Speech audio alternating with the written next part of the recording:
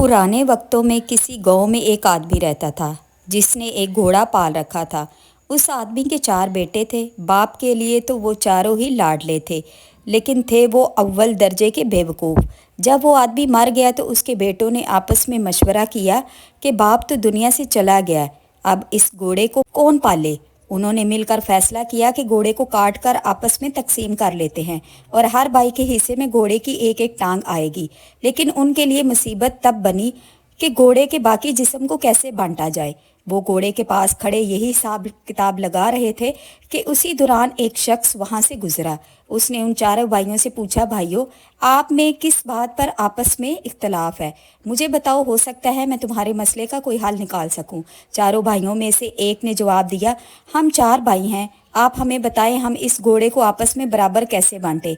उस शख्स ने कहा, ये तो बहुत आसान है, ऐसा करो इस घोड़े को बेच दो और जो रकम मिले वो आपस में बांट लो। चारों भाई इस बात पर राजी हो गए और घोड़े को बेचने के लिए शहर की तरफ रवाना हुए। सफर के दौरान वो जंगल में से गुजरे तो वहीं उन्हें रात हो गई। चारों भाई दिन भर के थके हुए थे, वहीं जैसे ही लेटे उन्हें नींद आ गई। जब वो गहरी नींद में सो रहे थे तो रात के किसी पहर एक चोर वहां से गुजरा।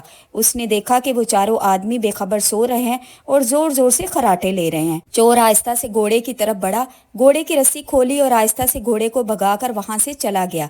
थोड़ी देर बाद एक भाई की आंख खुली तो उसने देखा कि घोड़ा वहां से गायब है।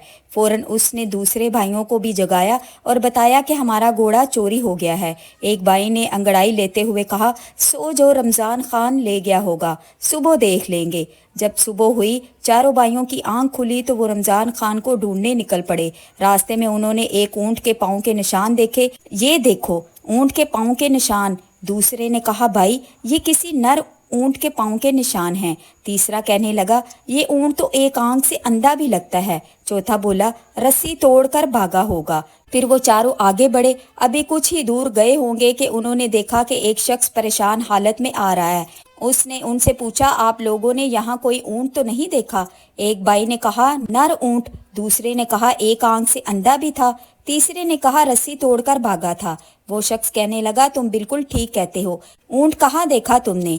उन्होंने एक जुबान होकर कहा, हमने ऊंट तो नहीं देखा, तुम आगे जाकर तलाश करो। वो शख्स कहने लगा, भाइयों, तुम्हारे पास ऊंट के मुतल्लिक इतनी मालूमात है और फिर भी तुम इनकार करते हो, भला ये कैसी बात है? तुम लोगों ने ही मेरा ऊंट चुरा लिया होगा। चलो बादशाह के पास चलते हैं, वो ही इस बारे में फैसला करेंगे। चारों भाई और ऊंट का मालिक बादशाह के दरबार की तरफ रवाना हो गए। रास्ते में जमीन पर उन्हें किसी इंसान के पैरों के निशान नजर आए। एक भाई ने कहा, ये औरत के पाँव के निशान है। दूसरे ने कहा, ये घर से नाराज होकर निकली है। तीसरे ने कहा, ये हामला भी है। जब वो आगे बढ़े तो एक शख्स भागा भागा आया। उसने पूछा, भाइयों, रास्ते में तुम लोगों ने किसी औरत को तो नहीं देखा? एक भाई ने कहा, वो जो नाराज होकर घर से निकली थी। दूसरा बोला कि वो हामला भी थी। तीसरे ने कहा कि रात के वक्त घर से निकली थी। उसने कहा, हाँ, बिल्कुल दुरुस्त कह रहे हो, ये बताओ वो कहाँ है? चारों भाइयों ने फिर से यकजुबान होकर कहा, हमने तो उसे नहीं देखा, जाकर खुद ही तलाश करो। वो शख्स कहने लगा, मैं तुम्हारी बात पर कैसे यकीन कर लूँ? तुम सब कुछ जानते हो और अब कह रहे हो कि मुझे उसके बारे में कुछ मालूम नहीं। मेरी औरत यकीनन तुम लोगों के पास है। वो भाई कहने लगे, अगर तुम हम पर शक करते हो और हमारी बात पर यकीन नहीं तो हमारे साथ बादशाह के पास चलो ताकि वो इस मामले का कोई फैसला करे। अब वो शख्स भी उनके साथ चल पड़ा। चलते चलते वो एक शहर में पहुंच गए। एक गली में उन्होंने एक शख्स से पूछा कि ये रमजान खान का घर कहाँ है। उसने साथ वाले घर की तरफ इशारा किया। उसी वक्त एक घर से एक शख्स निकला और कहने लगा, रमजान खान मैं हूँ, कहो क्या बात है? भाई कहने लगे, कल रात तुम हमारा घोड़ा ले गए थे, वो हमें वापस कर दो। रमजान खान कहने लगा, मैं अपने घर पर हूँ, तुम लोग पागल हो, अहमक हो, भला मैं कैसे तुम्हारा घोड़ा ले गया? भाई कहने लगे, अगर तुम्हें इनकार है तो चलो बादशाह के पास। अब ये सब बादशाह के दरबार में पहुंच गए। बादशाह ने पूछा, तुम लोग यहाँ क्यों आए हो, क्या बात है? उन्होंने कहा, हम इंसाफ के लिए बादशाह के हुजूर पेश हुए हैं। फिर सब ने बादशाह को तमाम बातें बारी बारी बता दी। ऊंट के मालिक ने कहा, जनाब, इन लोगों पहले मेरे गुमशुदा ऊंट के मुतालिक तमाम बातें दुरुस्त बताई और फिर कहते हैं कि हमने उसे नहीं देखा। ऊंट को चराने वाले यकीनन यही लोग हैं, मुझे इंसाफ चाहिए। दूसरा शख्स कहने लगा, मेरी बीवी रात को घर से निकली है, उन लोगों ने उसके बारे में बिल्कुल सही मालूमात दी اور ساتھ ہی کہتے ہیں کہ ہم نے اسے نہیں دیکھا۔ میری بیوی کو اغوا کرنے والے یہی چاروں ہیں۔ بادشاہ نے ان چاروں بھائیوں سے پوچھا، تم لوگ اپنی صفائی میں کیا کہنا چاہتے ہو؟ بھائیوں نے جواب دیا، حضور رات کو رمضان خان نے ہمارا گھوڑا چوری کر لیا۔ رمضان خان نے کہا، بادشاہ سلامت، مجھے اس کے متعلق بالکل علم نہیں، یہ لوگ بلا وجہ مجھے پکڑ لائے ہیں۔ بادشاہ نے پھر پوچھا، جب رمضان خان گھوڑا چوری کر کے لے جا رہا تھا تو تم میں سے کسی نے اسے دیکھا؟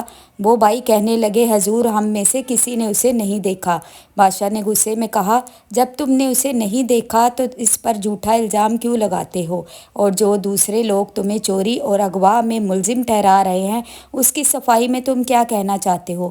چاروں بیوقوف بھائیوں نے کہا، حضور یہ لوگ ہم پر تہمت لگا رہے ہیں، ہم مجرم نہیں، دراصل ہم علم غیب جانتے ہیں، ہمیں سب کچھ اسی علم کے ذریعے معلوم ہوتا ہے۔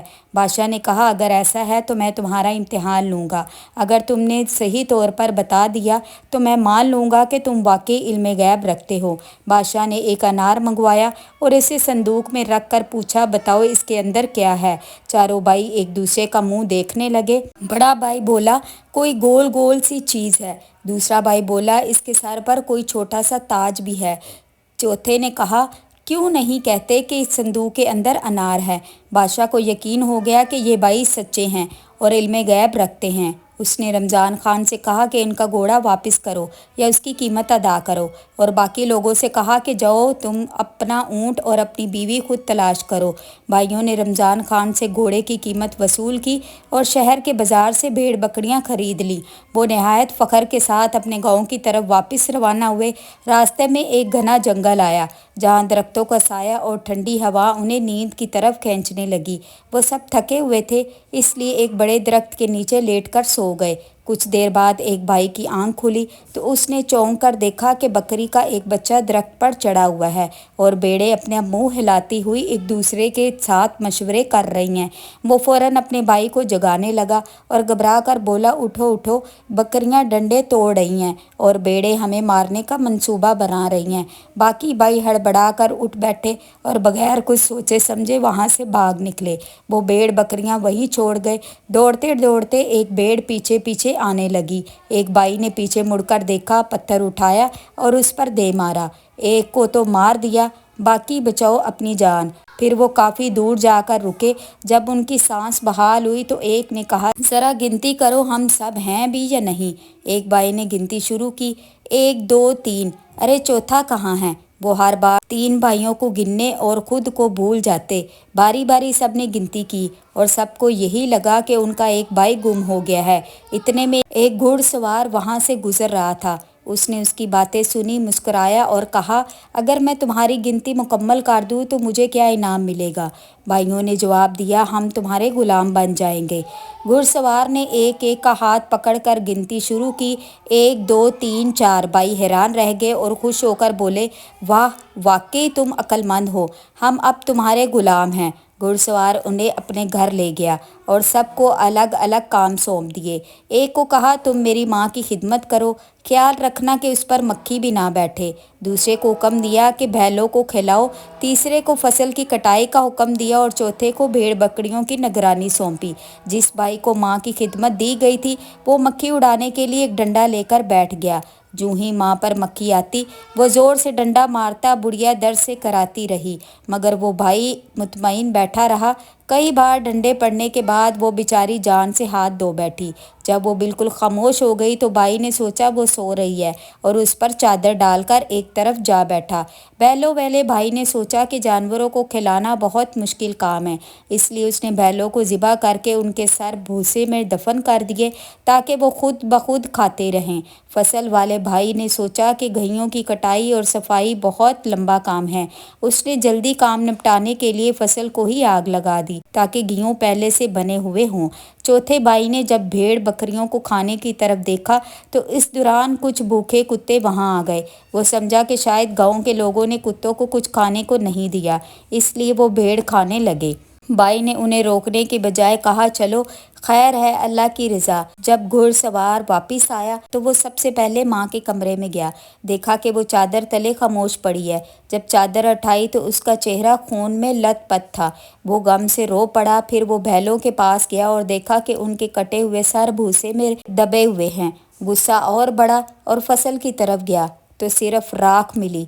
भेड़ बकरियां भी गायब थी। चारों भाइयों की बेवकूफ़ियां देखकर वो सर पकड़कर बैठ गया, मगर फिर दिल पर काबू पाया और कहा, खैर तुम लोग हो ही नादान, मुआफ़ करता हूँ। उसने उन्हें हुक्म दिया, जाओ कब्रिस्तान और एक ऐसी कब्र खोदो जो कान के बराबर गहरी हो।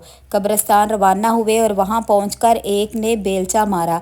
दूसरे भाई ने अपना कान वहाँ रख दिया और कहने लगा, ये कब्र तो कान से बड़ी हो गई है। उन्होंने सोचा कि घुड़सवार पहले ही उनसे नाराज़ है और कब्र अगर बड़ी बन गई तो वो और भी ज़्यादा बिगड़ जाएगा। चनाचे उन्होंने कब्र को वहीं छोड़ा और ये सोचकर घर वापस आ गए कि कब्र बन चुकी है।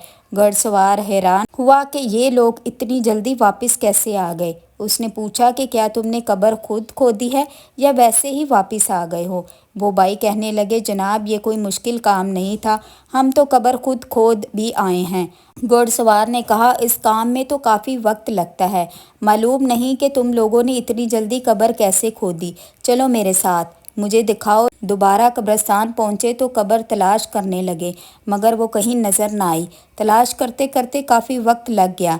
आखिरकार एक भाई बोला, जनाब ये देखे, ये कान के बराबर कब्र है। घुड़सवार गुस्से से बोला, अरे बुद्धू, मैंने कान की तरफ इशारा करके गहराई बताई थी, ये तो महज एक मुट्ठी भर कब्र है।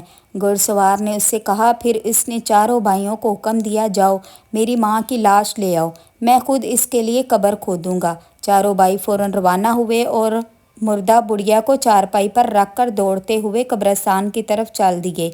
लेकिन रास्ते में कहीं वो बुढ़िया चारपाई से गिर गई और उन बेअक्लों को खबर तक ना हुई। जब कब्रिस्तान पहुंचकर उन्होंने चारपाई रखी तो एक दूसरे का मुंह तकने लगे। घुड़सवार ने गुस्से से पूछा, मेरी माँ कहाँ है? उन्होंने बुखलाकर जवाब दिया, जनाब हम लाश लेकर ही तो आ रहे थे, लेकिन वो रास्ते में कहीं भाग गई। अब हम यहाँ पहुँचे हैं और देखा कि चारपाई खाली है। घुड़सवार का माथा ठनका, ये कैसे मुमकिन है कि एक मुर्दा भाग जाए। फिर वो गुस्से से बोला, जाकर मेरी माँ को जिस तरह भी हो तलाश करके ले आओ, वरना उसकी जगह तुम चारों को जहाँ दफन कर दूंगा। चारों भाई फौरन दोबारा तलाश में निकले। अभी थोड़ी ही दूर गए थे कि उन्हें एक बुढ़िया लकड़ियाँ चुनती नजर आई। उन्होंने फौरन उस पर इल्ज़ाम धरा, तुम यहाँ लकड़ियाँ जमा कर रही हो और इधर तुम्हारा बेटा हमें ज़िंदा दफन करने की धमकियाँ दे रहा है। फिर बगैर कुछ सोचे समझे चारों भाइयों ने उस बेगुनाह बूढ़ी औरत को ज़बरदस्ती पकड़ा और चारपाई पर लटा दिया। वो बेचारी चीखती चलाती रही, अपने हाथ पैर मारती रही, मगर किसी ने न सुनी। वो उसे लिए हुए सीधे कब्रिस्तान पहुँच गए। घुड़सवार से कहने लगे, ये लो अपनी माँ, अब इसे संभालो, हम तो मुफ्त में जलील हो रहे हैं, ये भी आने का नाम नहीं ले रही थी, तो हम इसे ज़बरदस्ती उठा लाए हैं। घुड़सवार ने जब बूढ़ी औरत को देखा तो हैरान रह गया। वो औरत बुरी तरह रो रही थी, सहम गई थी। घुड़सवार फौरन समझ गया कि मामला क्या है। उसने उस बेगुनाह औरत से माफ़ी मांगी और कहा, इन नादानों ने मेरी माँ की लाश को कहीं गुम कर दिया है और तुम्हें उठा लाए हैं। मैं तुमसे दिल से माजरत चाहता हूँ। फिर वो खुद निकला और कुछ देर तलाश के बाद अपनी माँ की असल लाश को ढूंढ लाया। उसे इज़्ज़त व एहतराम से दफन किया। घुड़सवार उन चारों बेवकूफ़ भाइयों की हरकत से सख्त तंग आ चुका था। उसने आखिरकार उन सबको धक्के देकर अपने घर से निकाल दिया और हमेशा के लिए उनकी खिदमत से आज़ाद हो गया। तो व्यूअर्स, अगर आपको वीडियो अच्छी लगे, वीडियो को लाइक कीजिए। चैनल पर नए हैं तो चैनल को सब्सक्राइब करके बेल की घंटी को ऑल पर क्लिक कर दीजिए। और वीडियो देखने का बहुत बहुत शुक्रिया।